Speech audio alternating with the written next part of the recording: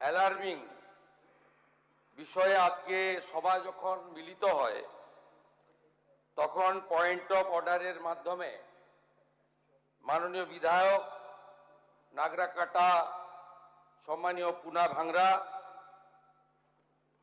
মাননীয় বিধায়ক কালিয়াগঞ্জ উৎপল মহারাজ এবং অন্যান্য একাধিক বিধায়ক এখানে তুলে ধরেছেন নওদা বিধানসভার বিধায়ক মাননীয় হুমায়ুন কবিরের দুটি জায়গায় অত্যন্ত আপত্তিজনক সাম্প্রদায়িক এবং সমাজ এবং রাজ্যের পক্ষে ক্ষতিকারক বক্তব্যের উপরে। আমার সঙ্গে পরিষদীয় মন্ত্রী ডক্টর শঙ্কর ঘোষ যোগাযোগ করেছিলেন। আমি তাকে আশ্বস্ত করেছিলাম যে মাননীয় অধ্যক্ষ মহোদয় অনুমতি দিলে আমি এই সংক্রান্ত একটি স্টেটমেন্ট হাউসে রাখব। প্রথমত, মাননীয় হুমায়ুন কবির যে বক্তব্য রেখেছেন এই বক্তব্য আপনাদের কাছে আমি পড়ে শোনাচ্ছি। 26/6/2026 afternoon Humayun Kabir MLA Nowda AC, তিনি একটি উনার পার্টির মিটিং কাশীপুরে রেজিনগরে করেছেন।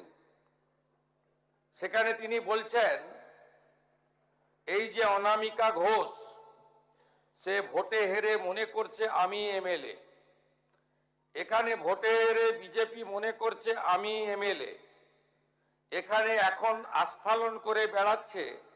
তা আমি শুভেন্দু অধিকারীকে সেদিন বলেছি যে আপনি ভোটে জিতেছেন, আপনার দল জিতেছে, খুব ভালো কথা, কিন্তু মুর্শিদাবাদে আস্ফালনটা একটু কম করবেন।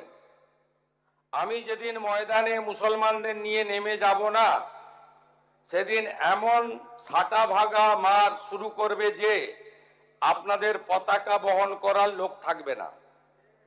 কেস এরকম কেস আমাদের বহরমপুরে জেল খাটা আছে।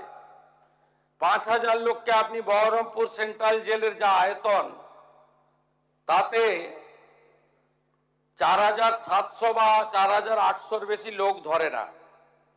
লাখে লাখে লোককে রাস্তায় নিয়ে নামাবো আর সাটা ভাঙা মার দেব আর জেলে যাব। কদিন জেলে আটকে রাখতে পারবেন, কত খাওয়াতে পারবেন দেখব। লিমিট যেদিন ক্রস হয়ে যায় না, মাথাটা যেদিন গরম হয়ে যায় সেদিন আমি এসপি বুঝবো না, চিফ মিনিস্টারে বুঝবো না, আর কে কোথায় থাকলো আর কে কোথায় থাকলো না ওসব বুঝবো না। আমি নিজেই নেতৃত্ব দিয়ে দাঁড়াবো। এটা একটা ইনসিডেন্ট 1। ইনসিডেন্ট 2, শক্তিপুরে দুয়ারা ঘাটে 8 তারিখে সেখানে উনি বলছেন ভোটের আগের দিন আমার নিজের ভাইপোকে অ্যারেস্ট করেছে এই ওসি। এই আমি তো ভাষা বলতে পারবো না। এই বাচ্চাকে আগে দেখব, তারপরে ভাষাটা আমি অমিট করছি। এই বাচ্চাকে এমন শিক্ষা দেব, এর বাবা 14 গোষ্ঠীর নাম ভুলিয়ে দেব। এ লালগোলাতে 500 মুসলমানের লাইফ শেষ করে দিয়ে এসেছে।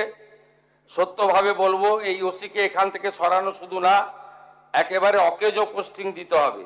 যদি না দেয় 10,000 লোক নিয়ে থানা ঘিরে একে কলার ধরে থানা থেকে বার করব, পারলে আমাকে রুখে নেবেন। এই দুটো ইনসিডেন্টের পরে আমার মনে হয়েছে যে এনাফি জানাব, সময় এসেছে এই ধরনের লোককে সবক শেখানোর। আপনাকে আমি পরিষ্কার বলছি, মমতা ব্যানার্জি মুখ্যমন্ত্রী নন। আপনি দুর্বল মুখ্যমন্ত্রী পেয়ে যা খুশি করেছেন, যা খুশি বলেছেন। আমি আপনাকে বলে গেলাম আমরা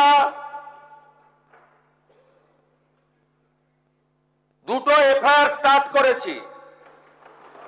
Rejinagar PS case number 219/226 dated 26/6/2026 under section 152, 192, 196, 197, 224, 299, 351 within bracket 2, 352, 353 of the ভারতীয় ন্যায় সংহিতা। ইনসিডেন্ট নাম্বার 2 তেও আমরা শক্তিপুর পিএসএ 176/226 আরেকটা কেস ইস্যু করেছি। সেই কেসেও আমরা ভারতীয় ন্যায় সংহিতার সমস্ত সেকশন লাগিয়েছি এবং আমি আপনাদেরকে অ্যাসিওর করছি এত বড় ক্ষমতা আপনাকে কেউ দেয়নি। আপনি মুখে যেগুলো বলেছেন, আপনাকে আমি বলে গেলাম, আপনি কেন করছেন আমি জানি, আপনি কেন করছেন রাজনৈতিক কারণটা আমি জানি।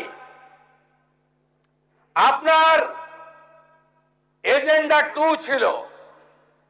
1 এজেন্ডা ভরতপুর, রেজিনগর, নওদায় সব নির্বাচিত পঞ্চায়েত যে দলেরই হোক ভেঙে আপনার পার্টিতে নিয়ে যাওয়া।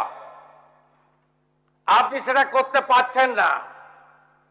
আর দ্বিতীয় হচ্ছে আপনি 2টো সিটে জিতেছেন, নিয়ম মেনে একটাই রিজাইন করেছেন রেজিনগর। আগামী 2-3 মাসের মধ্যে উপনির্বাচন হবে, আপনি আপনার ছেলেকে জেতাতে চাইছেন।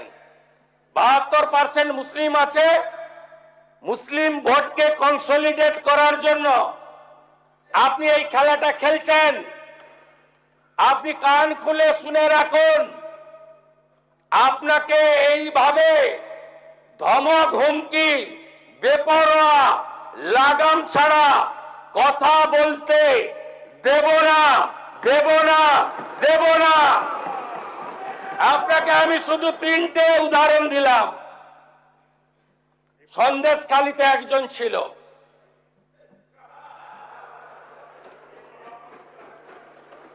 2024 1 জানুয়ারি বলেছিল তৎকালীন বিরোধী দলনেতা এলে তার হাত কেটে পায়ে, পা কেটে হাতে লাগাবে আর চামড়া ছাড়িয়ে মেদিনীপুরে পাঠিয়ে দেবে।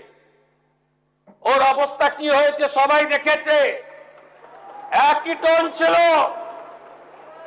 আরেকটা জীবনতলার গুন্ডা ক্যানিং ভাঙড়, ওর অবস্থাও কি হয়েছে দেখতে পাচ্ছে সবাই। আরেকটা পুষ্পা ঝুঁকে গায়ে নেই, এমন ঝোঁকা ঝুঁকেছে খালি পায়ে, ছোট প্যান্ট পরে, কান ধরে উঠবস করতে করতে যাচ্ছে। আপনাকে আমি বলে গেলাম পুলিশ তার ব্যবস্থা নেবে।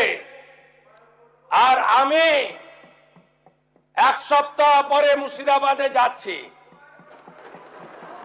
আমি প্রমাণ করে দেব ভারতবর্ষের সংবিধান, আইন শেষ কথা বলে, কোন বাপের আবাদ শেষ কথা বলে না।